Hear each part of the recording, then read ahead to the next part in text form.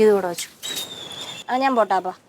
അയ്യേ എന്തോന്ന് വെച്ച് വീട്. അയ്യേ ചെമ്മീൻ വാങ്ങിച്ചപ്പോഴേ എനിക്ക് വിചാരിച്ചു എന്നെ കൊണ്ട് ചെയ്യിപ്പിക്കുവോ.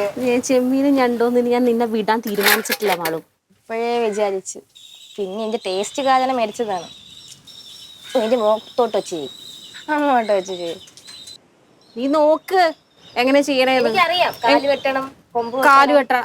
കാല് വെട്ടണം. പക്ഷെ ഇന്ന് അങ്ങനെയല്ല വെട്ടണത്. പിന്നെ നോക്ക്, ഇത് ചുണ്ട് കളയണം. ഈ ചുണ്ടൊക്കെ ഉണ്ടോ? ഇതാണ് ചുണ്ട്.